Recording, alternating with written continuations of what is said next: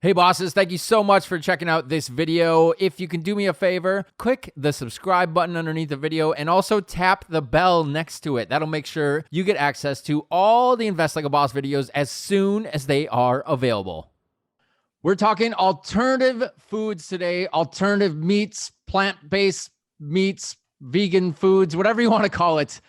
Tons of names for it because everyone's excited about it. It's a new space, and we got the CEO and co-founder of one of the new up-and-coming companies called the Very Good Food Company. His name is Mitchell Scott. Welcome to Invest Like a Boss.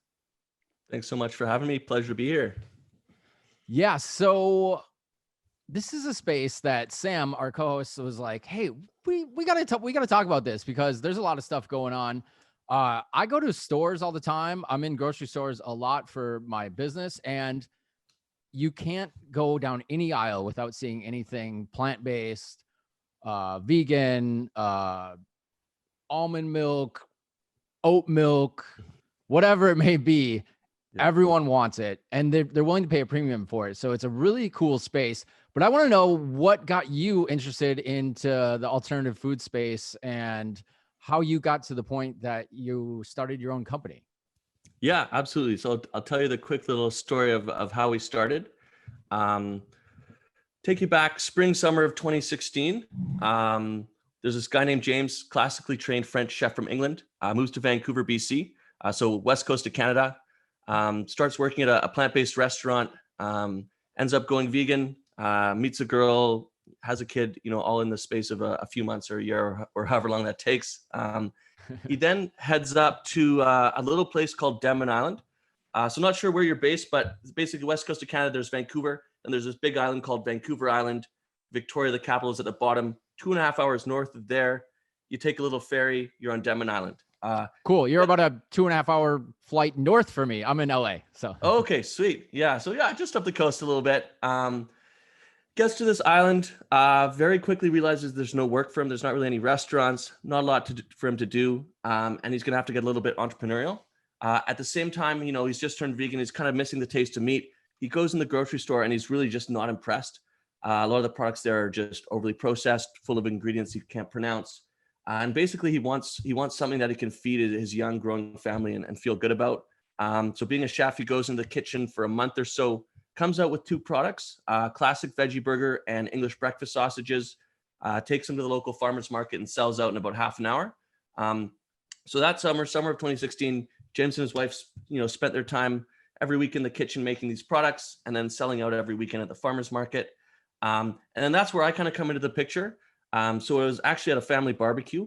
So it turns out James's wife's brother is married to my sister. So we're, stepbrothers-in-law once removed or something like that. Sure.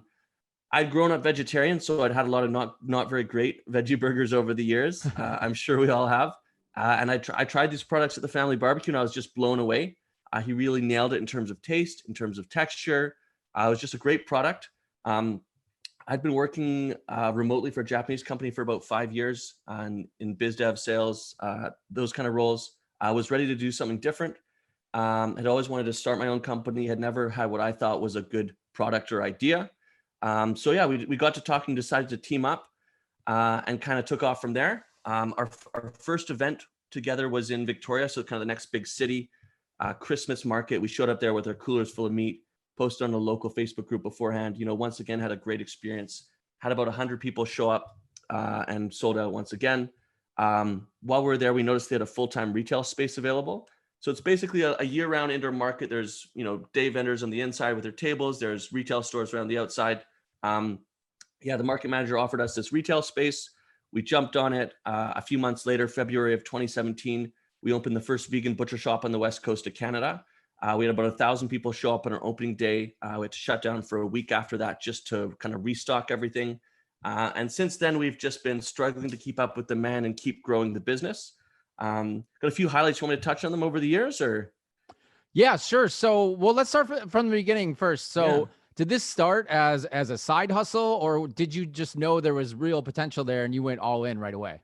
Yeah, so I'd say definitely for James, I think it was kind of a side hustle. It was like I need to do something to bring some money in. I'm going to try doing this over the summer market season, see how it goes. I think he was getting ready in the fall to go into construction and get his apprenticeship. And this is about 2016, correct? Summer of 2016. Okay. Yeah. So I came in, I was like, wow, this stuff is great. Let's see where we can take this. And then once we did that kind of Christmas market and had that big response, and then we were kind of like, you know what, this thing's got some legs. So then we kind of just dove right into opening up this butcher shop. And then since then it's been pretty much full on. Very cool. Now, I think you guys did a crowdfunding campaign as well. And you also had an appearance on the show called Dragon's Den. If people aren't familiar with that, it's similar to the American version of Shark Tank. So can you tell us about your experience with that, both crowdfunding and going on Dragon's Den, and what the outcome was, if any of them bought into it, or how that worked out? Yeah, absolutely. So yeah, we opened the butcher shop, February of 2017. We, bootstrapped it. I had a bit of savings I put in, but it was pretty tight. And we quickly realized that, there was a lot more demand for our products than we could meet. At the time we were making this stuff up on Denman, driving it, 2.5 hours every day. And so we said, hey, let's turn to Kickstarter.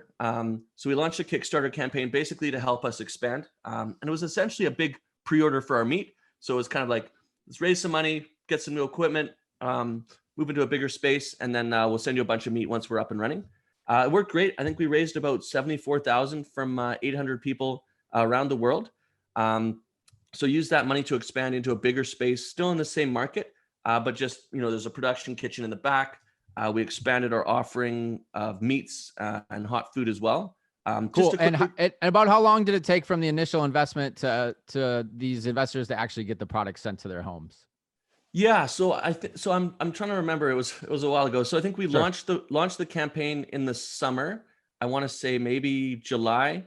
We closed it in August. We opened the new space end of September, and then we started shipping stuff kind of early October. Okay, great. So within a few months, that's pretty good. Some of those Kickstarters, you can wait years. Oh, I know. Yeah, I mean, the nice thing for us was like we had the space picked out, so it's kind of just getting in there, having more space, and then we just focused, okay, we got to get these guys their product, right? So sure. Yeah. And then I guess just in terms of, what the Very Good Butchers is or was, the idea was like a plant-based butcher shop. So high quality meats like you might find in a butcher shop. So we've got a brick and mortar store. You can come in, get your meats and cheese is sliced up by the 100 grams. We have a fast casual restaurant attached to that, which basically is just showing that plant-based eating is approachable and delicious. So burgers, deli sandwiches, mac and cheese, poutine, and then having a range of products. I gotta have the poutine. I love you Canadians. Yeah, man. Yeah. And then having a range of products. So not just doing burgers and sausages, but having like pepperonis and steaks and ribs and trying to replicate that butcher shop experience in store. And then we've also taken that online through e-commerce and into traditional grocery stores and restaurants as well. Great. So at what point does that get you to the Dragon's Den, and what did that do for your business from there? Yeah. So yeah, as you mentioned, Dragon's Den is like the Canadian Shark Tank. I think they're a little bit more polite, but other than that, it's very similar. I think so. That would have been, I think it was the following year. Okay. So April of 2018. Okay. So they did this. They go around the country on their casting call. I just showed up at this hotel suite and pitched to one of the producers. They liked it. So me and James flew to Toronto where they film everything. I actually was in April, but we were filming the Christmas special. So we cooked a big Christmas dinner for them. And so it ended up airing, that around Christmas time. I can imagine all that anticipation. You got to wait, 6-7 months for it to air and then see what happens. Yeah. And we knew what happened, but we couldn't say anything or talk about it. So it's all, but yeah, so what ended up happening is, so we go in there, we pitch for about 45 minutes, have a great response. We ended up getting offers from 5 of the 6 dragons or 6 of the 7 dragons. So it was great. They liked the product. We ended up accepting a joint deal from 2 of them. So basically they pitched their offers. We go into the deliberation room, and then I looked out the window and I saw the 2 dragons together. And I was like, holy shit, they're going to put together a joint deal or something. So we went back out and they offered us $750K plus $1 million interest-free loan for 10% of the company. So that was putting us at like a 7.5 million valuation or something at the time, which was insane for us. And so yeah, we did the handshake deal to that. Unfortunately, as is apparently quite common with these shows, it didn't end up going through in the end. Sure. So we had some back and forth. They ended up coming back with a much lower price that we weren't super interested. So what we did then is we turned to a website called Front Funder.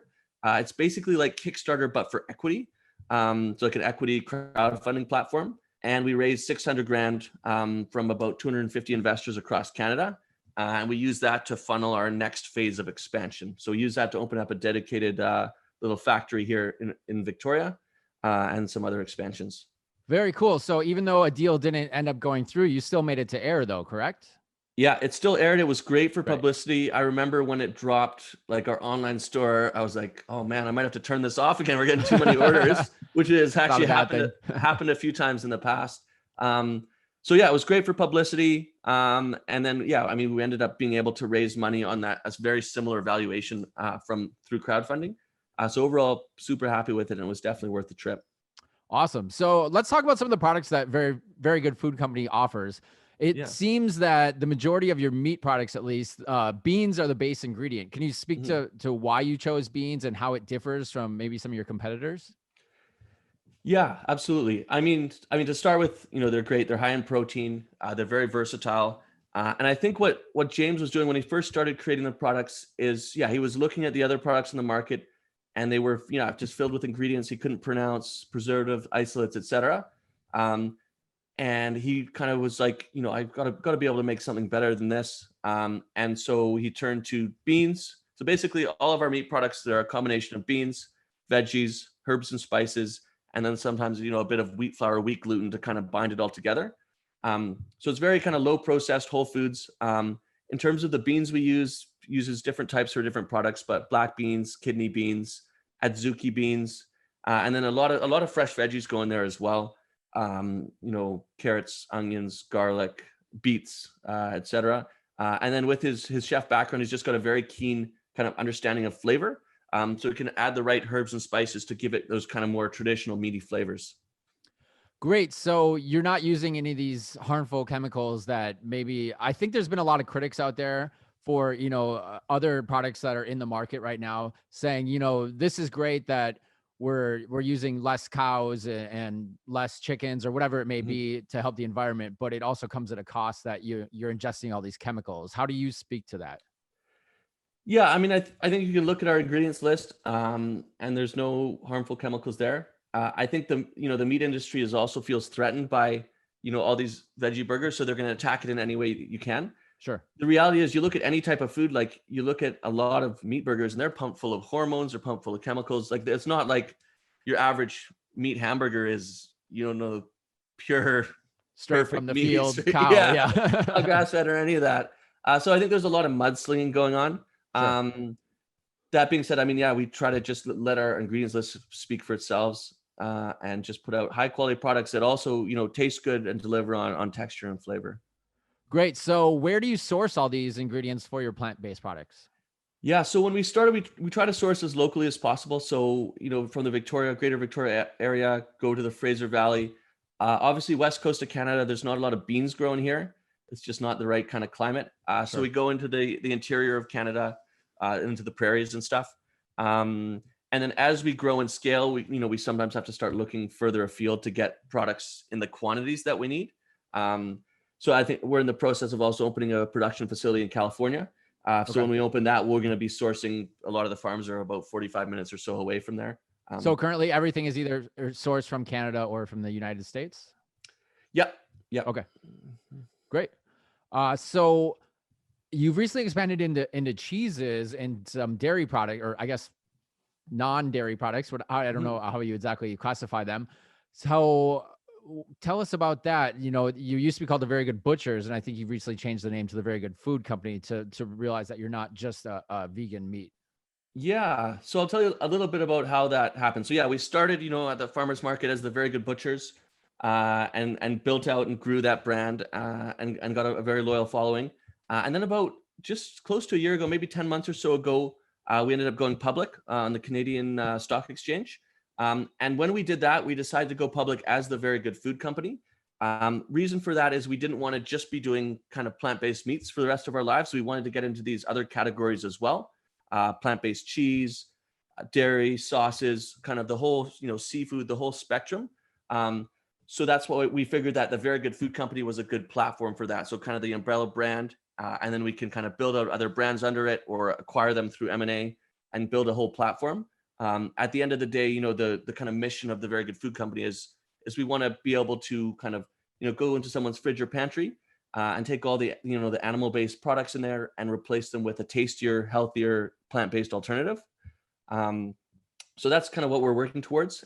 This cheese company was the first step in that. So we acquired a local plant-based cheese company out of Victoria and are rebranding it as a Very Good Cheese Company.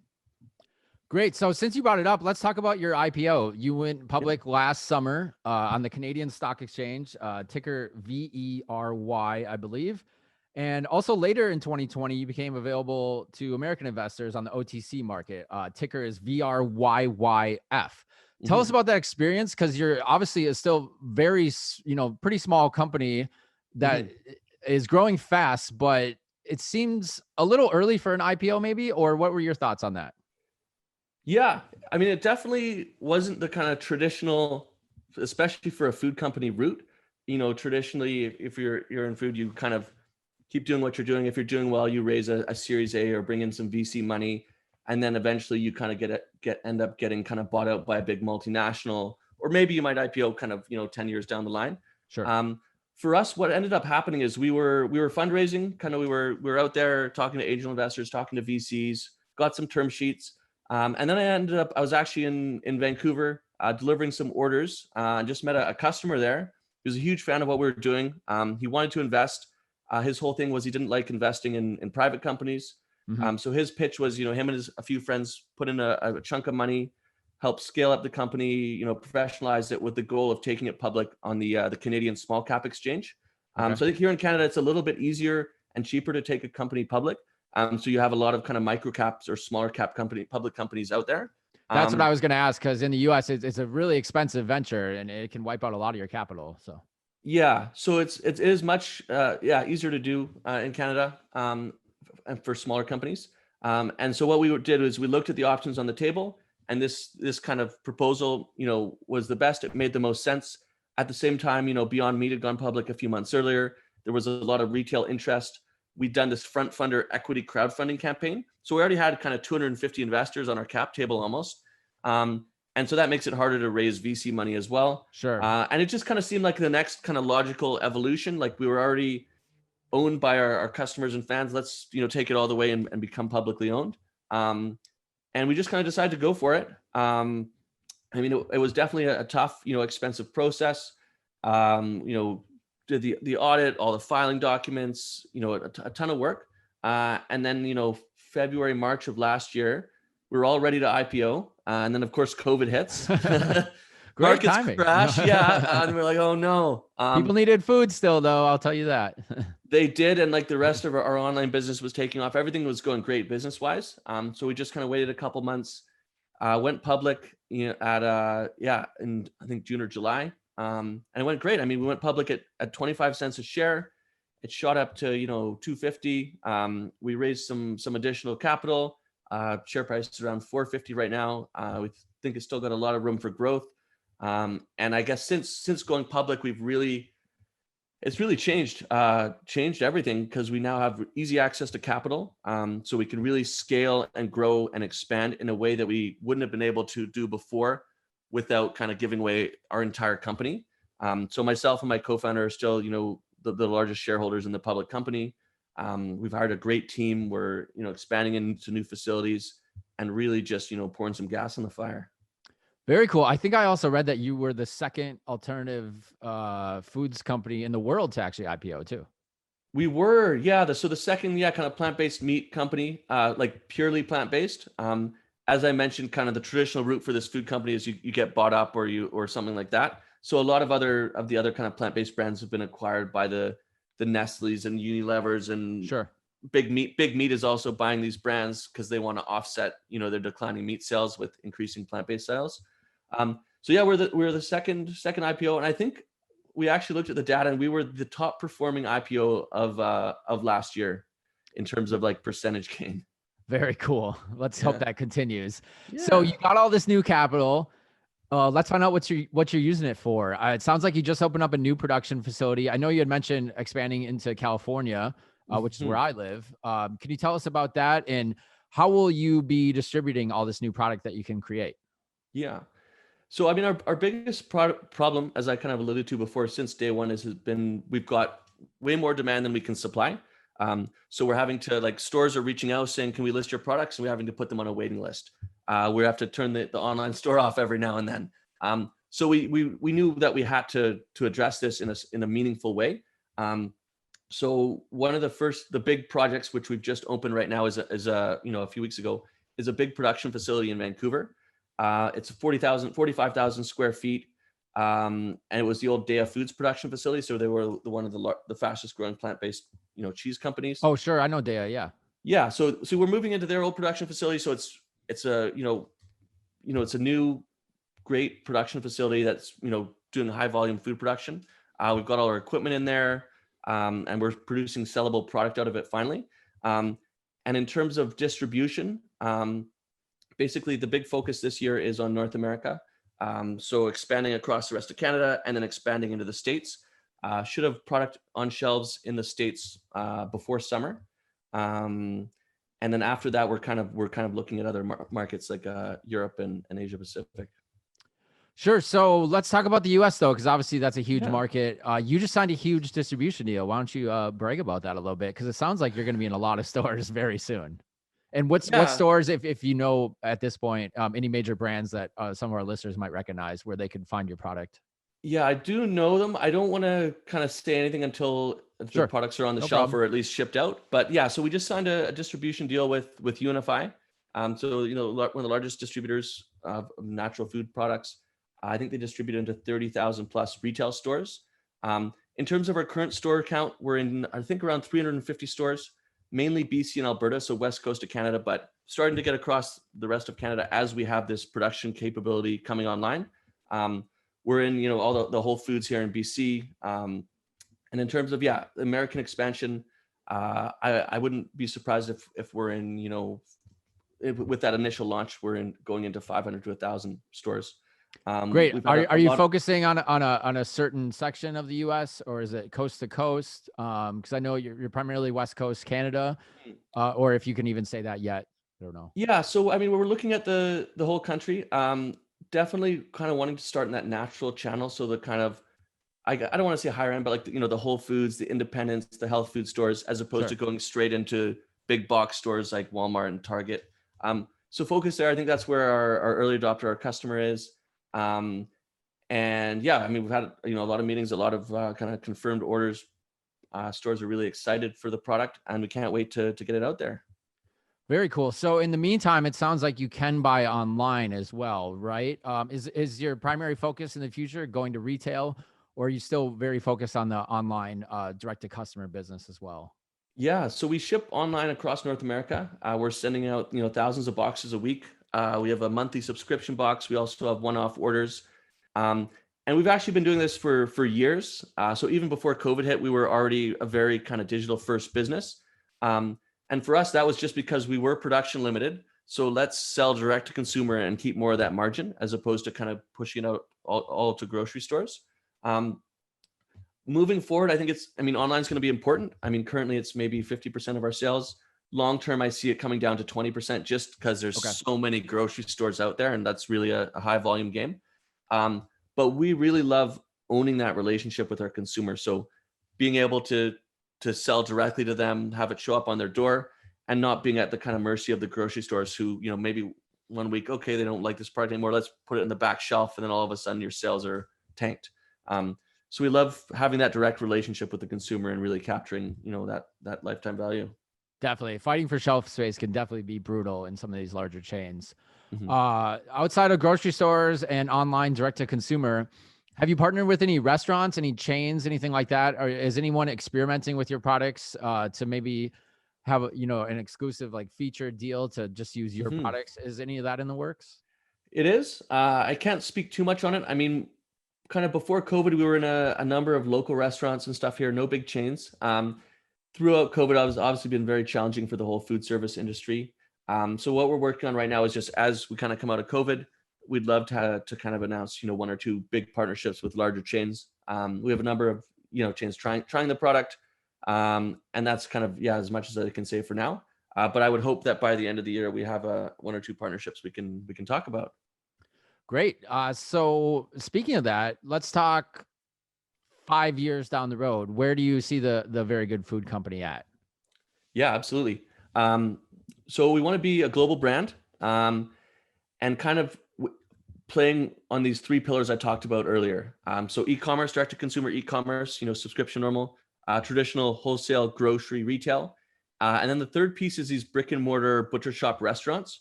So we see this as more of a flagship store model.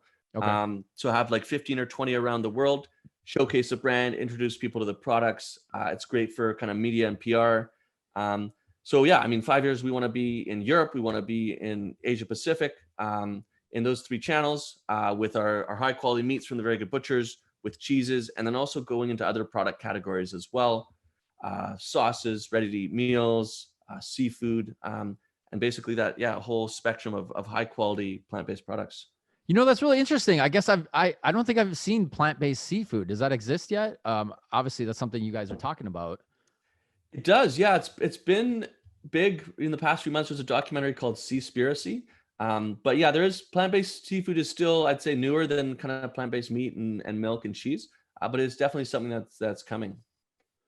Cool. So how about the industry in general? Let's say 30 years down the road, are we still going to be eating traditional hamburgers, or is everything going to be alternative?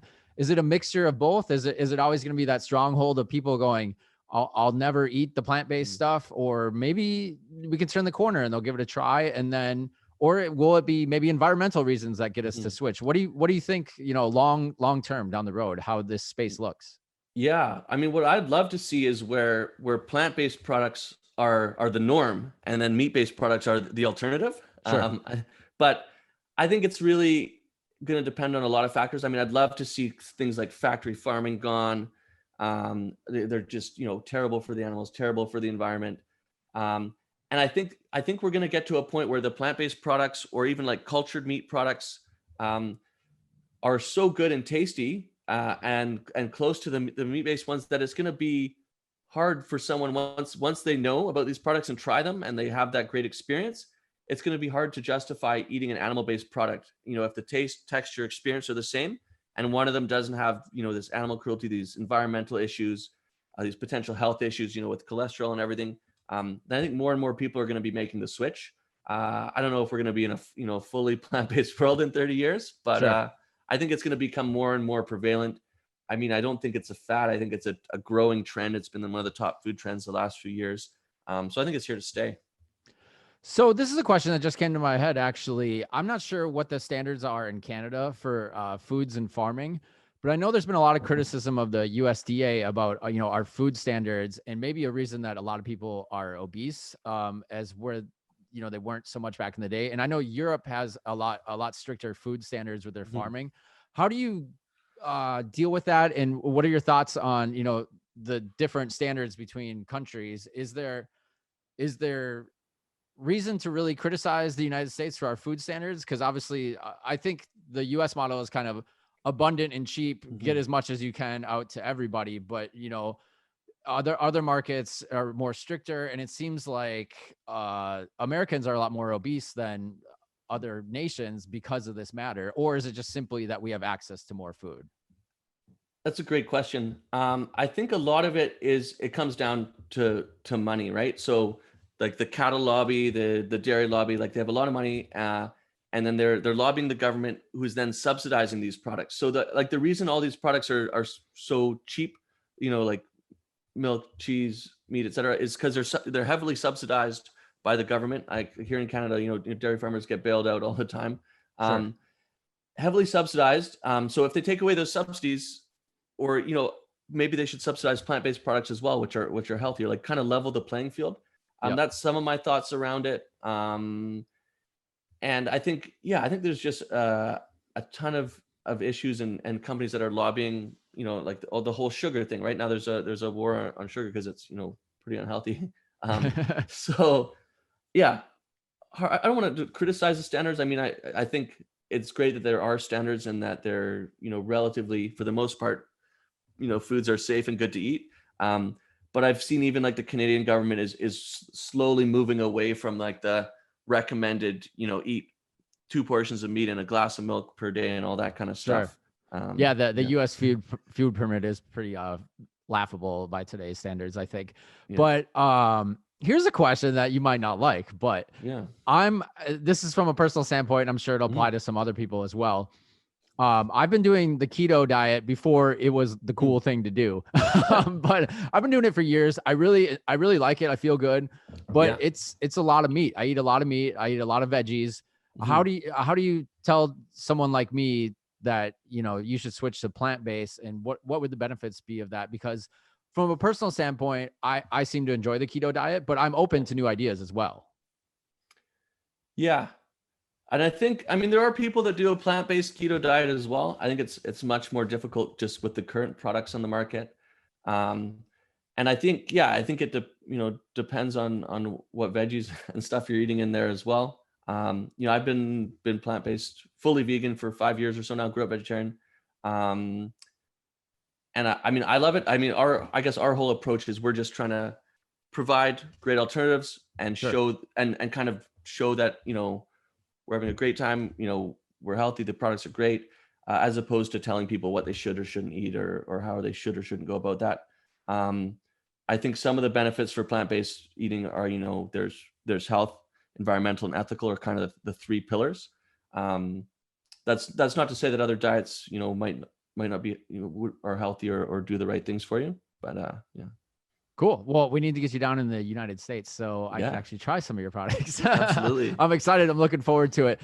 So maybe one last question before we go here. I don't know if you can answer this either, but obviously you're growing, you're expanding fast.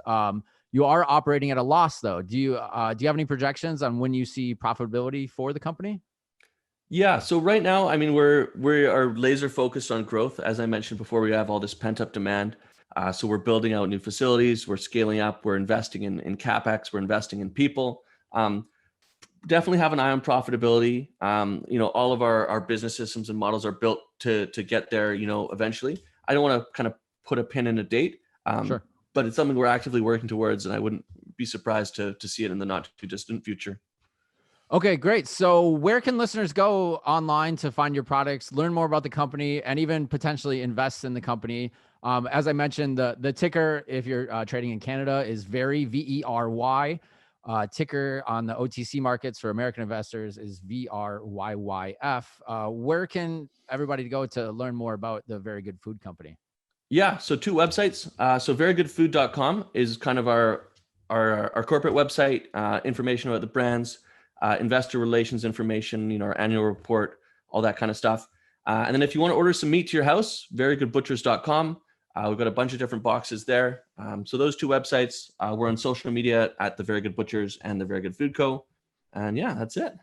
You know what? I think I'm going to put my order in right now. Just email me your address. I'll send you a sample box. Awesome. I'm going to do that for sure. So check it out. We'll put all those links in the show notes for this episode. Mitchell, thank you so much for your time. Really enjoyed having you on Invest Like a Boss. Perfect. Thanks so much for having me. Cheers.